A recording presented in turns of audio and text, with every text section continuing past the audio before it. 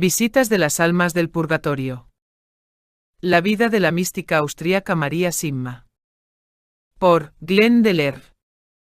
Las fuentes primarias de este artículo son The Amazing Secrets of the Souls in Purgatory, escrito por Sor Emmanuel Maillard, y también el libro Get Wese Out of Here, por Nick Eltz. María Simma nació el 2 de febrero de 1915 en Sonntag, Austria. Era la segunda de 8 hijos. Su madre y su padre eran campesinos pobres y la familia vivía a duras penas. Eran humildes campesinos católicos que tenían una fe sencilla pero muy devota en Dios. Alrededor de los 7 años, María comenzó a sentir una fuerte llamada a ayudar a los demás, ya sea a través de la oración y el sacrificio en la vida religiosa como monja, o como misionera laica. Con esta idea en mente, le dijo a su madre que nunca se casaría. Su madre le respondió: bueno, ya veremos cuando tengas 20 años. Y a esto María contestó: está firme en mi interior, o entraré en el convento o trabajaré en otro lugar del mundo donde pueda ser de ayuda a los demás. Sin embargo, a los 8 años cayó muy enferma de pleuresía y neumonía, y esto perjudicó y debilitó su salud durante muchos años después.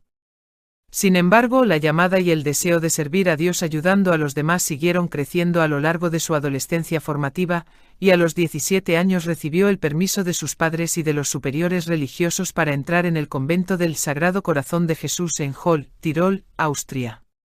Sin embargo, al cabo de menos de un año, la Madre Superiora le comunicó que era demasiado débil y enfermiza para los rigores de la vida religiosa en su convento particular, por lo que se vio obligada a abandonarlo.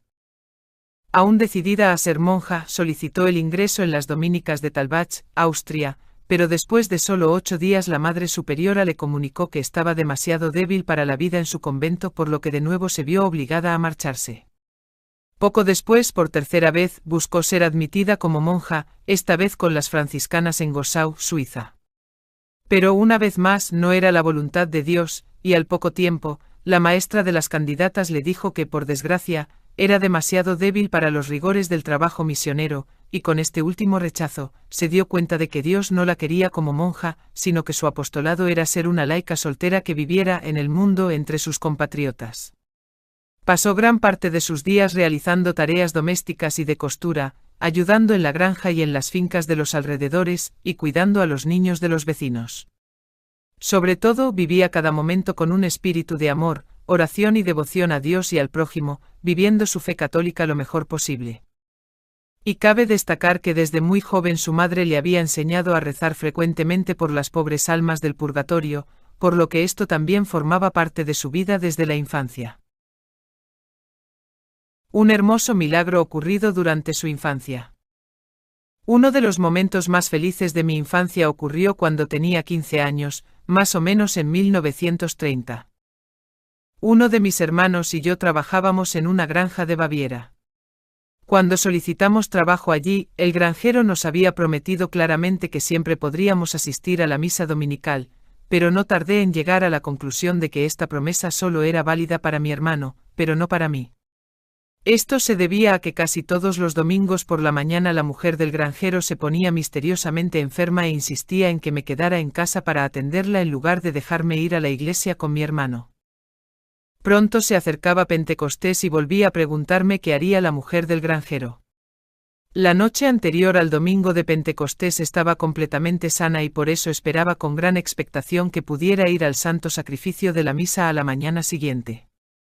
Pero a las 9 de la mañana del domingo volvió a ponerse enferma de repente, con un misterioso dolor de cabeza, y me dijo sin tapujos que tenía que volver a quedarme con ella porque no podía dejarla sola cuando estaba enferma. Estaba destrozada. A la 1 de la tarde el dolor de cabeza la abandonó y me dijo que podía irme. Salí corriendo y rodeé un edificio desocupado detrás del cual había un banco con una vista tranquila. Allí lloré desesperada por haberme perdido de nuevo la Santa Misa que tanto me gustaba, y en un día de fiesta tan importante. De repente me vi rodeada por una nube de palomas blancas que se posaron lentamente a mi alrededor en la hierba, estaban por todas partes. En la hierba, en mi regazo, a mi alrededor, en todas partes. Se quedaron por lo menos 1 hora. Mis lágrimas de tristeza se convirtieron rápidamente en lágrimas de alegría y me envolvió una felicidad tan grande que todo lo demás desapareció. Entonces se fueron. Después se lo conté a mi hermano, pero no se lo dijimos a nadie más. Durante las semanas siguientes preguntó a los agricultores vecinos si había palomas blancas o pichones en la zona y la respuesta fue siempre la misma: no había ninguna. No creo que otra experiencia de mi infancia me haya tocado tan profundamente como esta. Era pura belleza. Visitas de las almas sufrientes del purgatorio. En 1940 llegó la primera visita de un alma santa, un alma difunta del purgatorio. María tenía 25 años. El alma santa de un hombre se le apareció en una visión una noche. Se paseaba de un lado a otro en su habitación, a los pies de su cama. Confundida, le llamó y le dijo «¿Quién eres?», pero no recibió respuesta. Entonces saltó de la cama y trató de agarrarlo diciendo «¿Cómo has entrado aquí? Vete», pero él no respondió y cuando ella lo tocó desapareció. Sin embargo, tan pronto como ella volvió a la cama, él reapareció paseando de un lado a otro una vez más. Se preguntó cómo era posible que pudiera ver a ese hombre, pero no hablarle ni tocarle. Pensó para sí misma, bueno, mientras no se acerque a mí, y se quedó observándolo y al cabo de un rato desapareció y ella se quedó despierta reflexionando sobre el significado de lo ocurrido. Al día siguiente fue inmediatamente a ver a su párroco, el padre Alfonso Mat, para contarle todo lo que había pasado. Después de explicarle todo, le dijo que podría ser una pobre alma del purgatorio. Si alguna vez vuelve a ocurrir algo así, no digas «¿Quién eres?», sino «¿Qué necesitas de mí?». A la noche siguiente el hombre volvió a aparecer de repente, de nuevo paseando de un lado a otro. Esta vez María preguntó inmediatamente «¿Qué necesitas de mí?». El hombre se detuvo de repente, se volvió hacia ella y le contestó «Por favor, haz que se recen 3 santas misas por mis intenciones y entonces seré liberado». Y entonces desapareció inmediatamente y María dijo «Fue entonces cuando supe que era un alma pobre». Al día siguiente volvió a contarle a su párroco, el padre Alfonso Mat, lo que había sucedido y se rezaron las 3 misas solicitadas. El buen sacerdote le dijo también que procurara hacer siempre lo posible para ayudar a las almas que pudieran acudir a ella. Pronto vendrían más almas del purgatorio pidiendo sus oraciones y sacrificios, y así comenzó un apostolado de por vida por las almas santas. Durante los siguientes años, solo acudieron a ella 2 o 3 pobres almas cada año, pero con el paso del tiempo, cada vez eran más las que acudían a ella solicitando su ayuda mediante oraciones y sacrificios. Sin embargo, desde el principio hay que señalar que María nunca buscó la visita de las almas del purgatorio, nunca las invocó ni las canalizó de ninguna manera. Ellas siempre vinieron a ella sin que las buscara. De hecho, las almas santas le han dicho que es Dios, en su gran misericordia, quien les da permiso para acudir a ella para obtener sacrificios y oraciones para que su tiempo en el purgatorio sea menor. De hecho, durante una entrevista realizada por la hermana Emanuel se le preguntó lo siguiente: ¿cuál es la diferencia entre lo que usted vive con las almas de los difuntos y las prácticas del espiritismo, ya sea por médiums o psíquicos, etc.? No tenemos que invocar a las almas, no intento que vengan. En el espiritismo, la gente trata de llamarlas. Esta distinción es bastante clara, y debemos tomarla muy en serio. Si la gente creyera una sola cosa de las que he dicho, me gustaría que fuera esta: los que se dedican al espiritismo, llamar a los muertos, mover mesas y otras prácticas de ese tipo, piensan que están convocando a las almas de los muertos. En realidad, si hay alguna respuesta a su llamado, es siempre y sin excepción Satanás y sus ángeles quienes están respondiendo. Las personas que practican el espiritismo, adivinos, brujos, médiums, etc., están haciendo algo muy peligroso para ellos mismos y para los que acuden a ellos en busca de consejo. Están metidos hasta el cuello en la mentira. Está prohibido, estrictamente prohibido, invocar a los muertos. En cuanto a mí, nunca lo he hecho, no lo hago y nunca lo haré. Algunas cosas importantes que las almas santas le han enseñado a lo largo de los años. Las almas santas le han dicho repetidamente que la mayor ayuda que pueden obtener de los que están en la tierra es el ofrecimiento de la Santa Misa. Además de la misa, el Santo Rosario y el Vía Crucis son muy beneficiosos para ellas. Cualquier sacrificio que hagamos, incluso los más pequeños, ofrecido específicamente por ellos, tiene un gran valor a los ojos de Dios, y disminuye en gran medida sus sufrimientos y el tiempo en el purgatorio.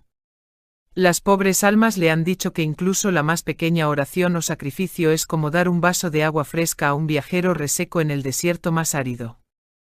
Normalmente se le aparecen con sus ropas normales, es decir, las que más usaron en vida, y a menudo tienen la apariencia de alguien que ruega y desea ayuda. A veces aparecen algo angustiados, pero se supone que esto es para provocar la compasión de María. Normalmente se le presentan con el mismo aspecto que tenían en la flor de la vida, pero los niños y los adolescentes siempre aparecen como lo hacían justo antes de morir.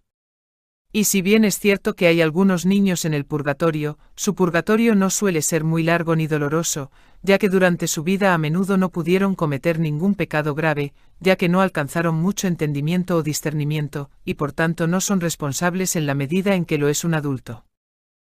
Las almas santas también le han dicho que hay muchos grados en el purgatorio, y que las partes bajas del purgatorio son las más difíciles y las más purificadoras, y es donde van los que tienen pecados graves, severos, es decir, los pecados graves que no han sido perdonados en el sacramento de la confesión. A medida que cada alma repara sus pecados cometidos contra Dios y contra el prójimo, se va purificando poco a poco y por tanto, avanza lentamente hacia los niveles superiores del purgatorio. Las almas que se le aparecen a María son casi siempre almas que residen en los niveles superiores del purgatorio. Esencialmente, cuanto más arrepentido y apenado esté uno por los pecados cometidos contra Dios y el prójimo durante su vida, más rápido progresará de los grados inferiores a los superiores del purgatorio. La mayor queja de las almas del purgatorio, el abandono por parte de sus seres queridos. Según María, la mayor queja de las almas del purgatorio es cómo son olvidadas casi por completo por sus familiares y seres queridos, que se quejan, con razón, de no recibir ninguna ayuda espiritual de aquellos a los que ellos mismos ayudaron tanto en vida. Que pocas oraciones se ofrecen por ellas, incluso en sus funerales. Sin embargo, la oración es precisamente lo que más necesitan.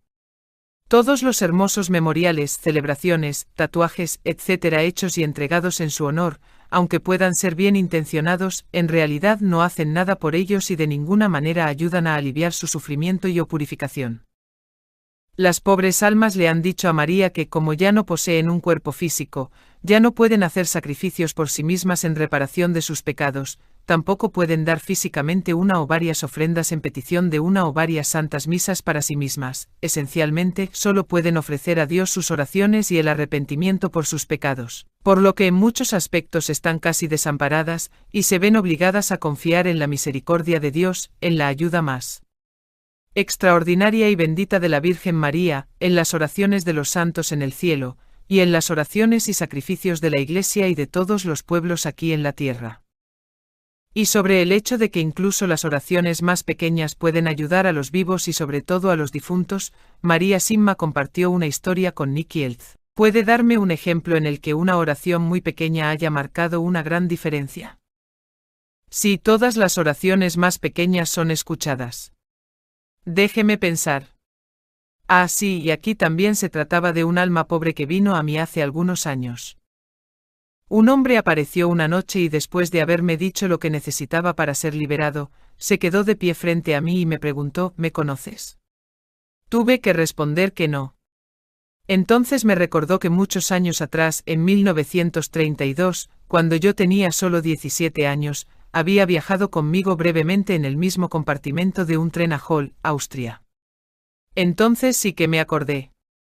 Se había quejado amargamente de la Iglesia y de la religión, y yo sentí que debía responderle diciéndole que no era una buena persona para derribar cosas tan sagradas.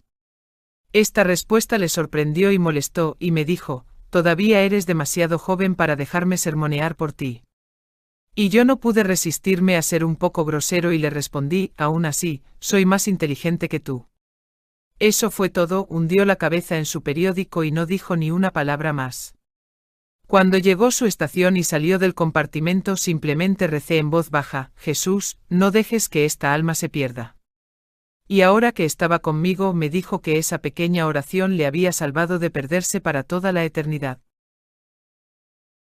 La historia del cura y la mujer. María Simma nos cuenta la siguiente historia. Una cosa muy importante es aceptar antes de morir todo el sufrimiento que Dios nos ha enviado. Sé de una mujer y un sacerdote que estaban en el mismo hospital con tuberculosis. La mujer le dijo al sacerdote: le he pedido al Señor que me dé la oportunidad de hacer mi purgatorio aquí mientras estoy viva. A esto el sacerdote respondió: no me atrevo a pedirlo, y justo en ese momento estaba una monja que había estado allí escuchando esta conversación. Cuando ambos murieron de tuberculosis, el sacerdote se le apareció a la monja en una visión y le dijo que la mujer había ido directamente al cielo, mientras que él tuvo que pasar mucho más tiempo en el purgatorio por no aceptar su sufrimiento y ofrecerlo a Dios en reparación de sus pecados. Aquí Dios nos da la importancia del valor de nuestros sufrimientos son ofrecidos con amor. Los sufrimientos de la tierra valen mucho más en reparación de nuestros pecados que los sufrimientos del purgatorio. Por esta razón, una enfermedad importante antes de morir puede ser en realidad una gran bendición y gracia de Dios. Según María, las almas santas le han revelado lo siguiente: que los sacerdotes y las monjas deben llevar siempre sus hábitos, en la medida de lo posible. Que los ministros extraordinarios de la Eucaristía deben ser usados muy raramente, es decir, solo cuando sea absolutamente necesario, que los sacerdotes y diáconos deben hacer todo lo posible para distribuir la comunión a los fieles, aunque les lleve más tiempo hacerlo. Que se evite en lo posible recibir la Sagrada Comunión en la mano. Que se debe evitar, en la medida de lo posible, tomarse de las manos durante la oración del Señor y el signo de la paz después de la oración eucarística, ya que ambos son una distracción de Jesús que está presente en el altar y que debemos concentrarnos solo en Jesús durante este importante momento de la misa. Que los perros son los animales más odiados por el diablo y los demonios, porque son los animales más cercanos y útiles para la humanidad. Que fuera de la Santísima Virgen María, San José es uno de los más grandes santos que aboga por las almas del purgatorio. Los ángeles, especialmente San Miguel Arcángel, y también el propio ángel de la guarda de las pobres almas son también muy poderosos para ayudar a obtener misericordia y abogar por su causa ante Dios. También es muy importante cualquier santo al que la persona haya tenido devoción durante su vida. María también señaló que el patrón de las pobres almas del purgatorio es San Nicolás de Tolentino. Las almas santas también le han revelado a María que es el día de Navidad cuando más almas se liberan del purgatorio y luego también el Viernes Santo, el día de la Ascensión, el día de todos los santos y la fiesta de la Asunción. Historias de María Simma que revelan el poder del rosario y de los sacramentales para nosotros y para las almas pobres. ¿Se te ha aparecido alguna vez un alma pobre pidiéndote que reces un rosario con ella? Sí, eso ocurre. Una vez que puedo recordar ahora fue en los años 50, cuando tomaba un tren desde Bludenz. Era un día en el que viajaba mucha gente, así que elegí, como suelo hacer de todos modos, el último vagón del tren. Entré y pronto encontré un compartimento en el que solo había una mujer sentada, así que me uní a ella. Ni siquiera me había acomodado cuando ella procedió a sacar un rosario de su bolso diciendo: ahora, aquí hay alguien que va a rezar un rosario conmigo. Mi primer pensamiento fue: si haces esto con todo el mundo, no me extraña que estés sentada sola. Pero por supuesto me alegré de rezarlo con ella y, mientras lo hacíamos, nadie más entró en nuestro compartimento. Al terminar, ella dijo: gracias a Dios, y se fue al instante. Así que allí estaba yo sentado solo en el compartimento vacío, con mucha gente pululando por todas partes. Ni por un segundo hasta entonces tuve el presentimiento de que había sido un alma pobre. Sacramentales, la historia de una vela encendida cada sábado por las almas pobres. María Simma dice: conocí a una mujer que había hecho a las almas pobres la promesa de encender una vela bendita por ellas todos los sábados. Uno de esos sábados su marido le dijo: oh, deja eso, no tienes que hacerlo. Es anticuado y los muertos son felices. No necesitan eso y no me importa lo que les hayas prometido. La mujer, por supuesto, se entristeció, pero aún así quiso seguir adelante con ello, pero sin ser desobediente con su marido. Así que pensó, muy bien, lo meteré en la estufa de leña donde George no lo vea. Él no ha perdido nada allí. Así que se adelantó y lo puso allí, cerrando la pequeña puerta que, por cierto, tenía una pequeña ventana. Luego salió de la casa y al poco tiempo volvió su marido. Cuando se disponía a tirar algo, miró hacia la estufa y, para su sorpresa, vio algo de luz en su interior. Esto le desconcertó y abrió la puertecita para mirar dentro. Para su gran asombro, poniéndose algo pálido, no solo vio la vela encendida, sino que alrededor de ella había 6 pares de manos perfectamente dobladas. Conmocionado, cerró la puerta y esperó a que su mujer volviera. Cuando lo hizo, le dijo: ¿por qué pones la vela dentro de la estufa? Mejor ponla aquí, sobre la mesa. Las almas santas y la recepción de la comunión en la mano y el uso de ministros extraordinarios de la Eucaristía. María era muy tradicional en las creencias y en la práctica de la fe católica, y estos puntos de vista, según ella, se debían a lo que las almas santas le habían enseñado. Por ejemplo, estaba muy en contra de la recepción de la comunión en la mano. Según ella, las almas santas le enseñaron que recibir la comunión en la mano era una ofensa a Dios, y además que los obispos que habían impulsado esta práctica en sus diócesis habían cometido un grave sacrilegio, y tendrían que pagar muy caro por ello en el purgatorio. De hecho, las almas santas habrían contado que cierto obispo tiene que permanecer en el purgatorio hasta el fin del mundo, aparentemente por esta misma razón. Y también afirmó que hay un obispo que va a tener que quedarse en el purgatorio hasta que se anule el permiso de la comunión en la mano en su diócesis. Para ilustrar este punto, ella afirma que ninguno de los papas, hasta ahora, dará la comunión en la mano, ni lo han permitido nunca en la diócesis de Roma. El papa es el obispo de Roma. Además, María estaba muy en contra del uso de ministros extraordinarios de la Eucaristía y consideraba que solo debían usarse en casos extremos. De nuevo, dijo que esto era algo que las almas santas le habían enseñado. No era muy favorable a la televisión, y ella misma no veía la televisión. Parecía pensar que en general estaba bien ver la televisión para las noticias y con fines educativos, pero consideraba que la mayor parte de la programación era pecaminosa. María permaneció soltera y vivió sola toda su vida en un pobre y sencillo chalet en el pueblo de montaña de Sonntag, Austria. A lo largo de los años, recibió innumerables cartas de personas de todo el mundo en busca de consejo y ayuda espiritual, y pasaba muchas horas al día respondiendo a estas peticiones por escrito y en oración, en la medida de sus posibilidades. Pasó su vida dando consejos espirituales y consuelo a innumerables almas, además de ayudar a las pobres almas del purgatorio mediante sus oraciones y sacrificios diarios. Nunca aceptó donaciones o regalos de nadie y vivió de su jardín y de su hábil trabajo de costura. María creía tanto en Garabandal como en Medjugorje y a menudo hablaba en apoyo de estas dos supuestas apariciones marianas. María Simma pasó de esta vida a la eternidad el 16 de marzo de 2004. Concédele el descanso eterno, Señor, y que la luz perpetua brille sobre ella. Que su alma y las almas de todos los difuntos descansen en paz. Amén.